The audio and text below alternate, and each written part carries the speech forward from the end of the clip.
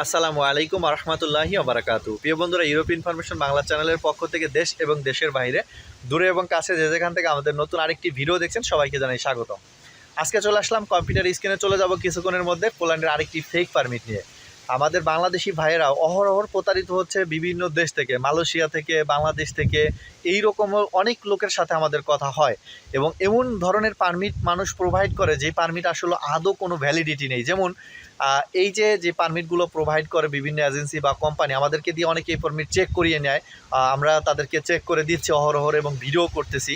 তো একটা বিষয় আপনাদেরকে ক্লিয়ার করি যে আমি যে সকল পারমিটগুলো চেক করে থাকি এগুলো কিন্তু আমি কোনো ধরনের টাকা নেই না, আপনাদের কাছ থেকে কোনো ধরনের টাকা নেই না, ফ্রিতে পোল্যান্ডের ওয়ার্ক পারমিটগুলো চেক করে দিই। এখন কথা হচ্ছে যে আমি চেক করার পরে কিন্তু এগুলো নিয়ে একটা ভিডিও করি।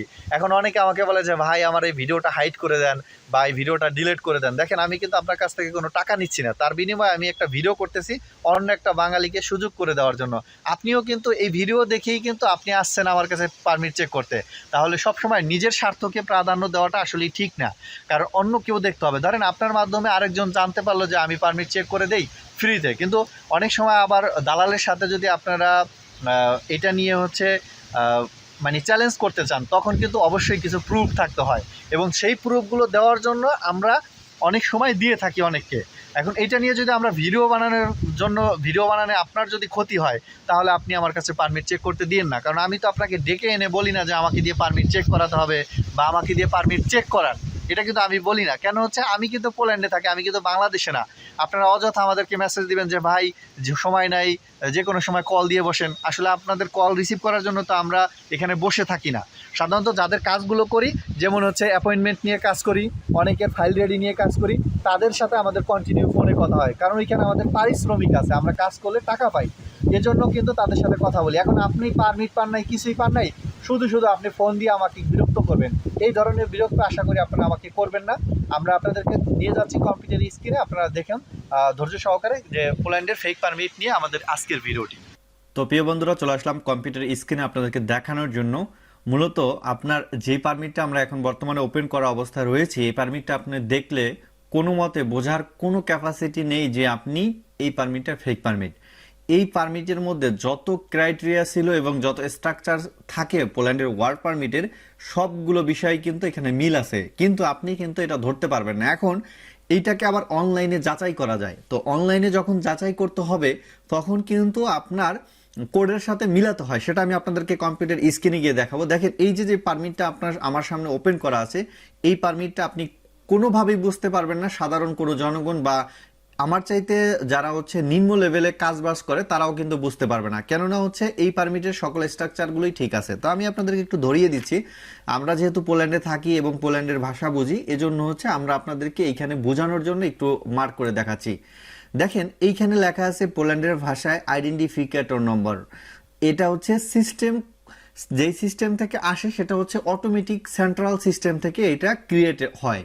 তো এইখানে দেখেন, এই যে নাম্বারটা সে লিখছে সেই নাম্বারটাও ঠিক আছে। এই যে এইখানে সেইটা সে ভুল করেছে। দেখেন, এই যে এক্সএল 41EB3, এই পারমিটটা সাধারণত এই কোডটা হবে না।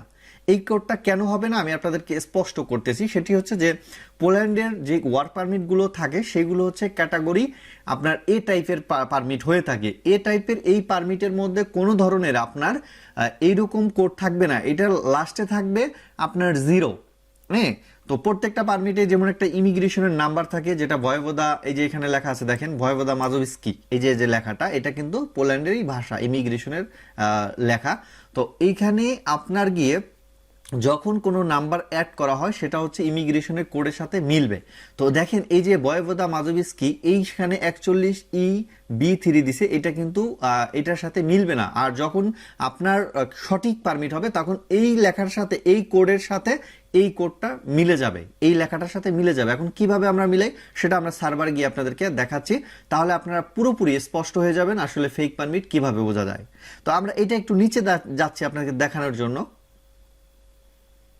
দেখেন, এইখানে পারমিটের যে স্ট্রাকচার থাকে, তার নাম, তারপর তার বয়স, তারপর তার পারমিটে বেতন, তারপরে পারমিটের মেয়াদ, সব ঠিক আছে। এবং প্রাসা সেইখানে কাজ করবে ফুল কন্ট্রাক্টে, সেটাও ঠিক আছে, সব এ টু জেড ঠিক আছে। এত বড় নিখুঁত আপনার এডিটর আপনি ধরার কোনো ক্যাপাসিটি নেই। তো আমরা একটু কম্পিউটার স্ক্রিনে আপনাদেরকে বলেছিলাম যে আমরা একটু ওয়েবসাইটে প্রবেশ করব। তো ধরেন আমরা পোল্যান্ড এম্বাসির যে একটা ওয়েবসাইট আছে যেখানে আমরা ই কনসুলেটের রেজিস্ট্রেশনগুলো সম্পূর্ণ করে থাকি, সেখানে যদি আমরা যাই তাহলে আমরা একটু দেখতে পাবো যে আসলে আমরা পলিশ ভাষাই এখানে ইউজ করতেছি, যেহেতু এখানে কোনো সমস্যা নেই পলিশ ভাষা ইউজ করতে, আমি যেহেতু বুঝি। তো আমরা দালেকো বা দালে তো দেওয়ার পরে আমরা এখানে প্রাসা দিচ্ছি, প্রাসা নিউ দিল্লি দিয়ে, জাস্ট হচ্ছে আপনাদেরকে দেখানোর জন্য দালে দিয়ে দেখাচ্ছি, মানে এটা হলো পোল্যান্ডের ভাষা, এগুলো আমরা বুঝি এর জন্য। এখন এই সিস্টেমের মধ্যে দেখবেন এইখানে ইমিগ্রেশনের কোড আছে। এই যে যে কোডটা বলছিলাম আমি, মাজোভিস্কি ভয়েভোদা মাজোভিস্কি, সেটা হচ্ছে 14 কোড। আমি এটা আমার মুখস্থ আছে অনেকগুলো কোড, আমি আপনাদেরকে একটু দেখানোর জন্য স্ক্রিনে চলে আসলাম, অন্যথায় আমি আপনাদেরকে দেখাতাম না। এটা একটু ভিতরগত বিষয়, এগুলো আমরা আসলে সাধারণত পাবলিশ করি না, তারপর আপনাদেরকে বোঝানোর জন্য এটাকে বড় করতেছি।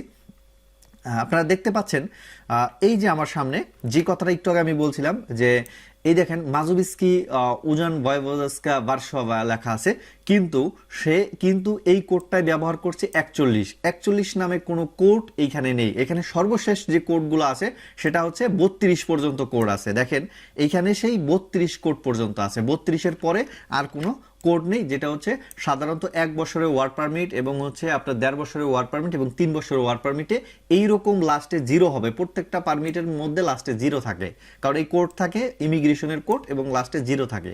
এইটা বোঝানোর জন্যই কিন্তু আপনাদের কাছকে একবার ডিপলি একটা ভিডিও প্রোভাইড করলাম। আমি আজ পর্যন্ত এইরকম ডিপলি কোনো ভিডিও আপনাদেরকে দেখাইনি, আজকে আমি আপনাদেরকে দেখালাম যে আপনার পারমিট আপনি নিজেই বুঝতে পারবেন আসলে এটা ফেক না অরিজিনাল। তারপরেও অনেকে আছে ধরেন এটা মিলাবে কিন্তু ভিতরে চেঞ্জ করবে, তো এটাগুলো আমরা দেখলেই বুঝতে পারি আসলে এইভাবে সাধারণত মানুষকে প্রতারিত করতেছে বিভিন্ন মানুষ। এবং কিছুদিন আগে আমার সাথে একজনের কথা হইলো, পোল্যান্ডে এক লোক পোল্যান্ডে থাকে, সে আবার পোল্যান্ডের আরেক লোকের কাছ থেকে ওয়ার্ক পারমিট নিয়েছে, সে পারমিট দিয়েছে ফেক পারমিট। তো তাহলে বুঝতে পারেন যে কোন লেভেলের জালিয়াতি চলতেছে পোল্যান্ডের ওয়ার্ক পারমিট নিয়ে। তাহলে আপনারা এই ভিডিওটি যদি ভালো লাগে তাহলে অবশ্যই শেয়ার করে অন্যজনকে সচেতন করার সুযোগ করে দিবেন। পরবর্তী ভিডিওতে দেখা হচ্ছে পোল্যান্ডের নতুন কোনো বিষয় নিয়ে, নতুন কোনো খবর নিয়ে। আল্লাহ হাফেজ, আসসালামু আলাইকুম রহমতুল্লাহি আবরাকাতুহু।